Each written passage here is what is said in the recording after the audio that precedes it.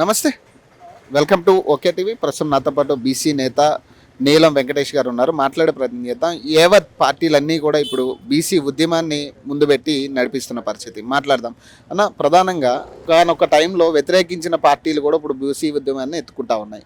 ఏం చెప్తారన్న దీన్ని? ఇది ఆర్ కృష్ణ పోరాటం 50 సంవత్సరాల సుదీర్ఘ పోరాటం. ఎందుకంటే బడుగు బలైన వర్గాలు చీకట్లో మగ్గుతున్నటువంటి బిడ్డలకు వెలుతురు ఇవ్వాలని ఒక క్రొవ్వుపతి తన జీవితాన్ని పన్నంగా పెట్టి ఇలా బీసీ బిడ్డలకు ఒక వెలుతురు ఇచ్చినటువంటి నాయకుడు ఆర్ కృష్ణ గారు. ఎందుకంటే ఎన్టీ రామారావుతో కొట్లాడి 84లో 20% రిజర్వేషన్లు పెట్టించిన ఘనత మొట్టమొదటి నాయకుడు ఆర్ కృష్ణ చేతుల మీదనే. అదేవిధంగా 92, 94లో కోట్ల విజయభాస్కర్ రెడ్డితో కొట్లాడి 34% రిజర్వేషన్లను తీసుకొచ్చినటువంటి నాయకుడు ఆర్ కృష్ణన్న. విద్య, ఉద్యోగ, ఆర్థిక, రాజకీయ పరంగా ఎదుగుదల ఎప్పుడైతే బీసీ బిడ్డలు ముందుకెళ్తారో రాజ్యాధికారం అప్పుడు ప్రయాణం మనకు అవకాశం వస్తుందన్న ఆలోచన చివరి లక్ష్యమే కృష్ణన్న లక్ష్యం అదిగా భావనతోని వస్తున్నారు. ఇప్పుడు ఇలా చాలామంది బీసీ వ్యతిరేకులుగా బీసీ ఎజెండాని ఎత్తుకున్నటువంటి పార్టీలు కూడా ఇలా ఆర్ కృష్ణన్న నిదానాన్ని ప్రతి ఒక్కరు కూడా ఎత్తుకోవడం జరుగుతుంది. ఎందుకంటే ఇప్పుడు జరిగింది, ఇప్పుడు వాయిస్ కూడా బీసీ ఎజెండానే. ప్రతి పార్టీ కూడా గతంలో పార్టీలు బీసీలను బిచ్చగాళ్ళలాగా, బీసీలను ఓట్లేసే యంత్రాల్లాగా చూశారు. కానీ కృష్ణన్న లాంటి నాయకుడు ముందు నడుస్తుంటే బీసీ బిడ్డలంతా వెలుతురులోకి వచ్చి ఓటు హమారా, సీటు తుమారా, నై చెలేగా అనే నినాదంతో ఇలా ప్రతి బీసీ బిడ్డ కూడా ముందుకు నడుస్తుంది.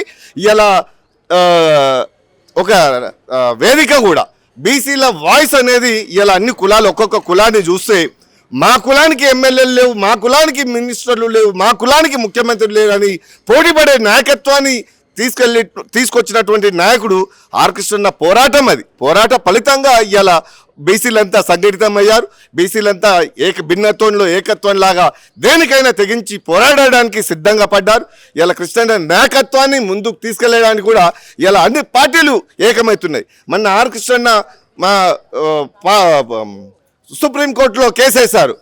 భారతదేశంలో జనగణనలో కులగణన చేపట్టాలి, కేంద్రంలో మంత్రిత్వ శాఖ ఏర్పాటు చేయాలి, జనగణనలో కులగణనతో పాటు బీసీ మంత్రిత్వతో పాటు చట్టసభల్లో 50% రిజర్వేషన్లు ఎప్పుడైతే మనకు లభిస్తాయో నిజమైనటువంటి స్వాతంత్రం, నిజమైనటువంటి భారతదేశంలో రాజ్యాధికార దిశగా ప్రయాణం ఇచ్చేటువంటి అవకాశాలు కలుగుతాయనంటే కోట్లు వేసేస్తే బీజేపీ కూడా ఏమన్నదంటే మేము చెయ్యము, ఈ కులగణన మేము చేయము, జనగణనలో కులగణన మేము చేయాలంటే దీనికి మా పార్టీ అంగీకరించదు అన్నది. కానీ అదే పార్టీ ఇలా కృష్ణన్న దగ్గరకు వచ్చి పార్టీలో రాజ్యసభ ఇవ్వడం, అదేవిధంగా పార్టీ ఇలా కులగణన చేపట్టడానికి మేము సిద్ధంగా ఉన్నామని చెప్పి కృష్ణన్న ఒప్పించి మెప్పించి, ఎందుకంటే వేరే పార్టీ ఇస్తుంది, వేరే పార్టీలో ఇలా ప్రధానమంత్రి బీసీ బిడ్డ ఉన్నాడు.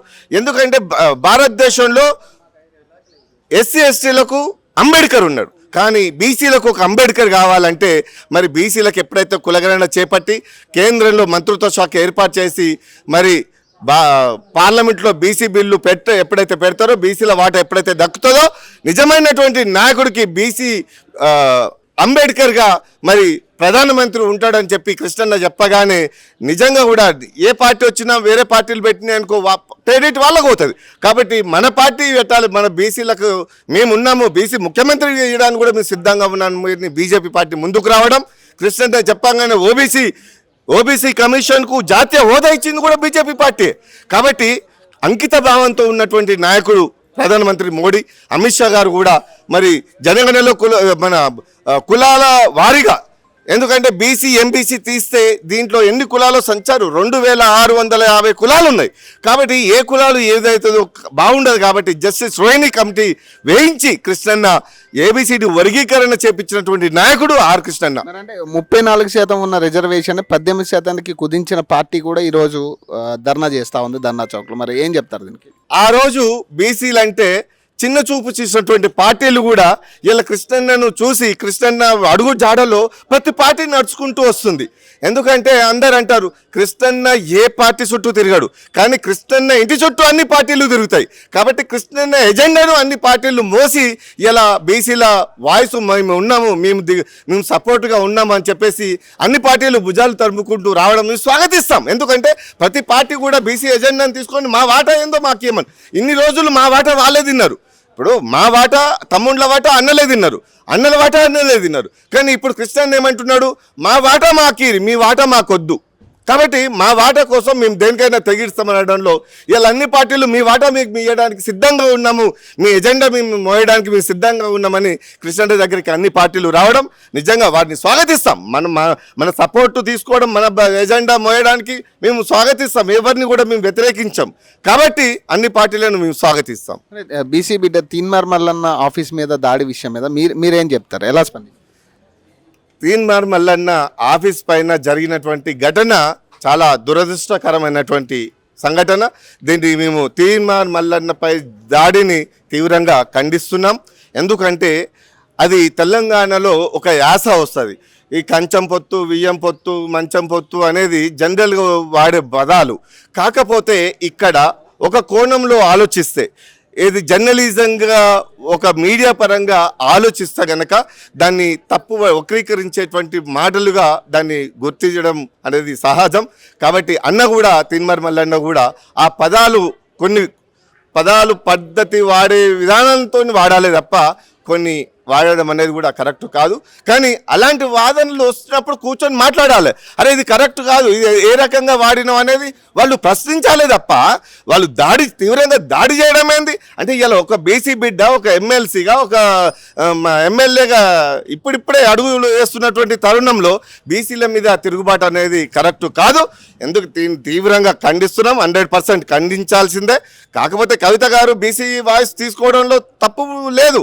ఇలా వాళ్లకు మా ఎజెండా కావాలి కాబట్టి వాళ్ళు ఎవరు వచ్చినా, అగ్రకులాలు వచ్చినా, కమ్యూనిస్టులు వచ్చినా, బీజేపీ ఏ పార్టీలు వచ్చినా కానీ మా వాయిస్ తీసుకొని ముందుకెళ్ళడంలో మేము స్వాగతిస్తాం. కానీ స్వాగతించడంలోనే మా మీద ఇవాళ ఎగుదలలో ఉన్నటువంటి నాయకుల మీద దాడి, ఏదో పదాలు వాడినట్టు ఎంతోమంది మరి ముఖ్యమంత్రులే పదాలు నోరు జారుతున్నటువంటి తరుణంలో ఇవి చిన్న చిన్న వాక్యాలు, దాన్ని కూర్చోబెట్టి మాట్లాడాల్సిన సందర్భాన్ని వదిలేసి దీన్ని గోరుతో పోయేది గొడ్డల దాకా తీసుకురావడం అనేది కరెక్ట్ కాదు. ఇలా దాంట్లో చూస్తే రక్తపాతం ఎంత గంభీరంగా కనిపిస్తుందో ఒక్కసారి ఆలోచన చేయాలి. కవిత గారు కూడా వారి వ్యక్తిత్వానికే మేము వదిలేస్తున్నాం. ఎందుకంటే వారు ఆలోచన చేసి ఇలాంటి పదాలు వచ్చినప్పుడు దాన్ని కూర్చోబెట్టి ఇది సమంజసం కాదు అని దీన్ని పదాల వారిగా మీటింగ్ల ద్వారా వాటిని ఎదుర్కోవాలి తప్ప దాడులు చేయడం అనేది కరెక్ట్ కాదనేది మా బీసీ సంఘాలుగా వ్యతిరేకిస్తున్నాం. సో మరిన్ని అప్డేట్స్ కోసం చూస్తున్నానండి ఓకే టీవీ.